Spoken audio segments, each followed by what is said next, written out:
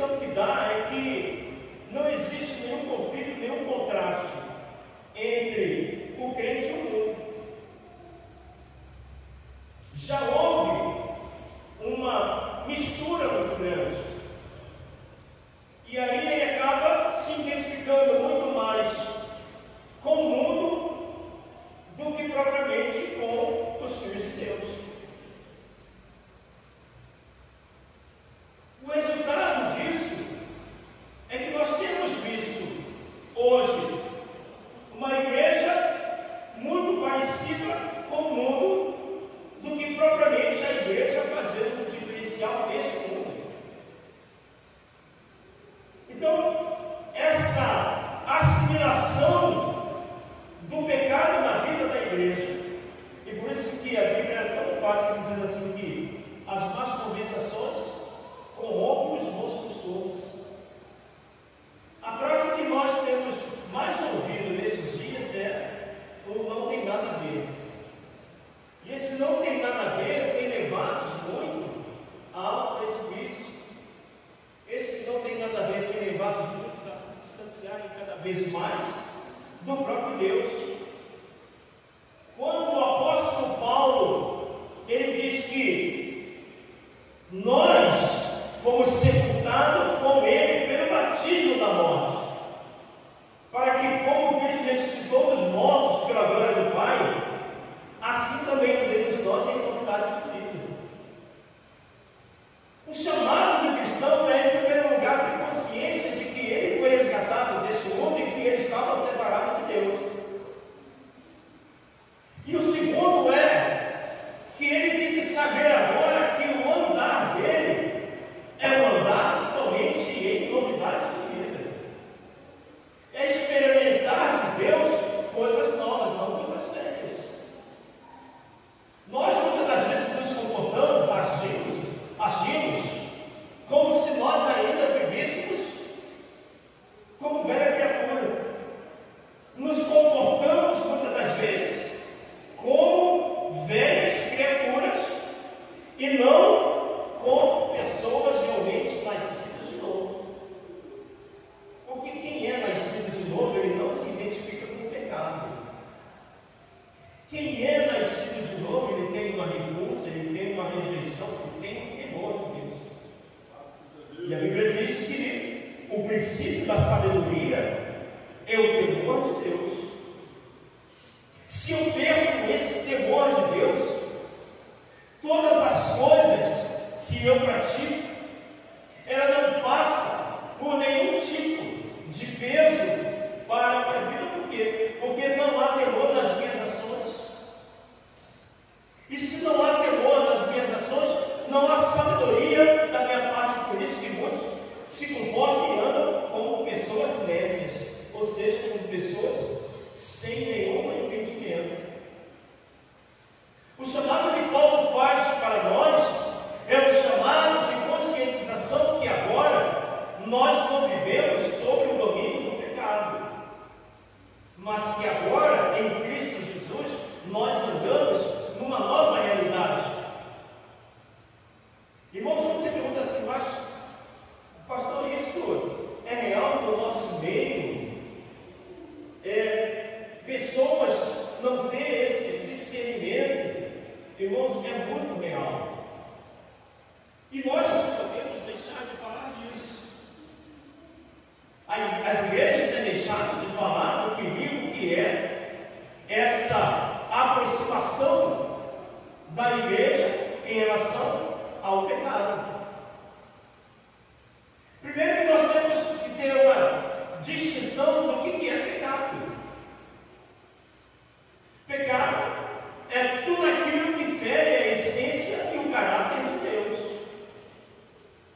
Se eu olho para a palavra de Deus, leio a palavra de Deus e vejo aquilo que Deus ele está falando para a igreja, e eu de maneira deliberada eu vou contra aquilo que Deus está me falando na sua palavra, eu estou pecando contra o próprio Deus.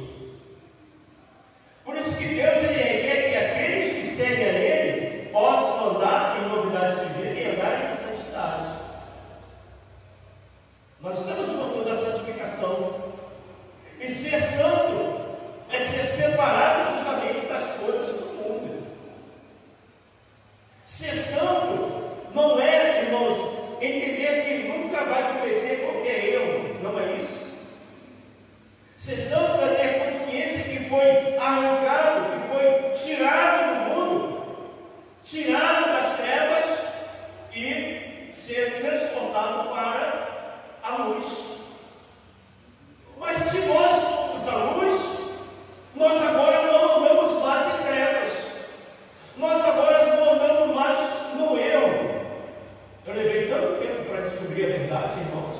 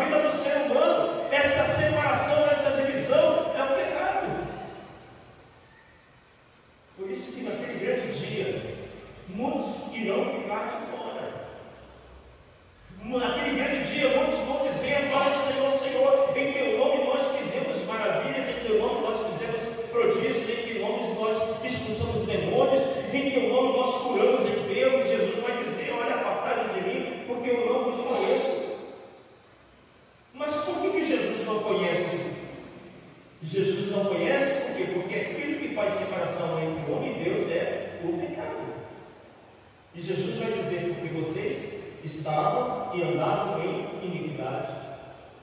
Andar em iniquidade é toda e qualquer forma de pecado que o homem possa cometer.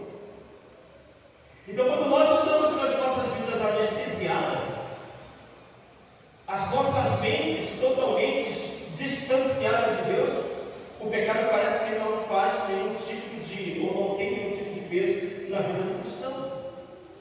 O cristão, ele vive como se não estivesse pecando ou não estivesse errando contra Deus. Por quê? Porque ele se confia muito mais na graça do que propriamente nesta conscientização de que o pecado é uma realidade.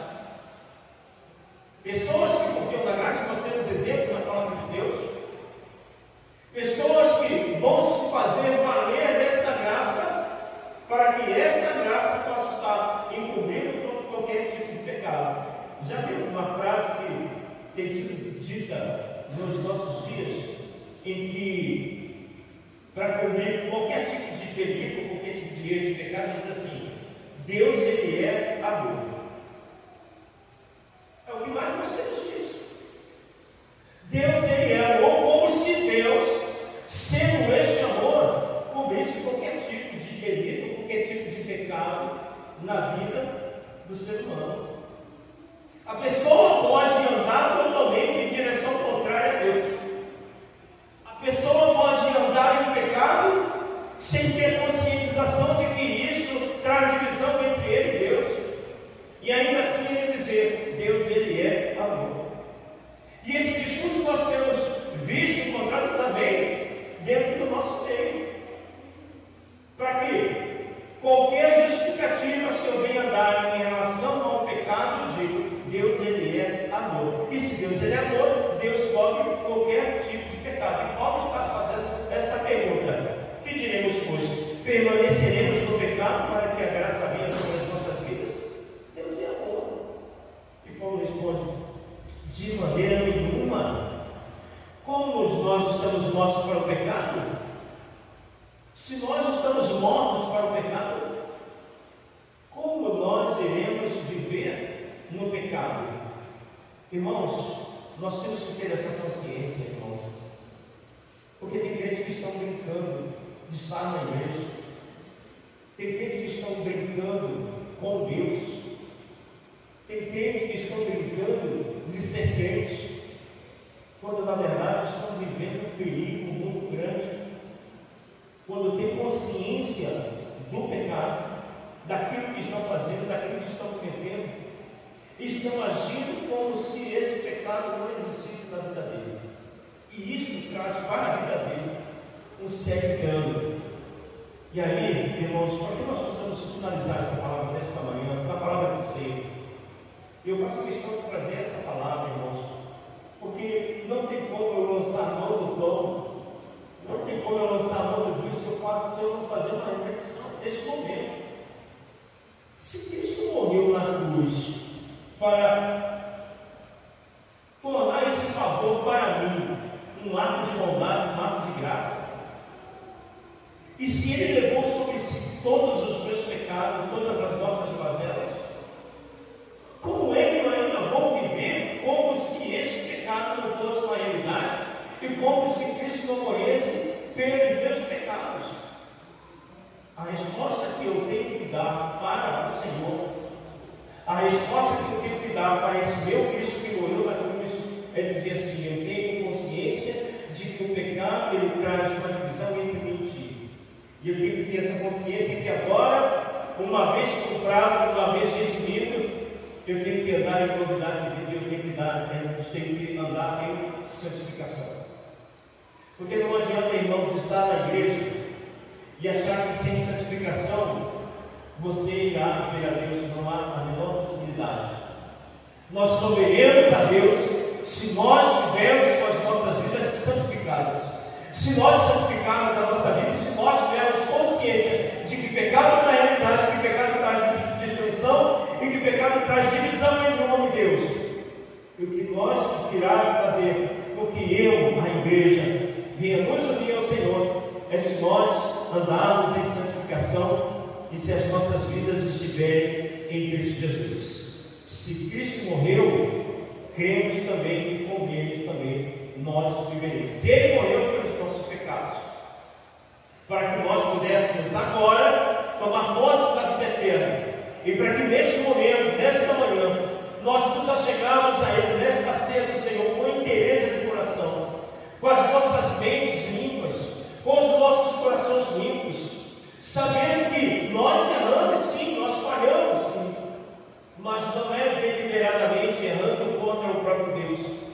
É chegando num momento como esse e ter o diferencial de dizer: Senhor, eu errei, mas neste momento, Senhor, eu me arrependo dos erros que eu cometo, eu me arrependo dos meus pecados que eu cometo, porque, irmãos, não é só ter remorso por um erro, não. Porque remorso, o Judas Iscariotes também teve.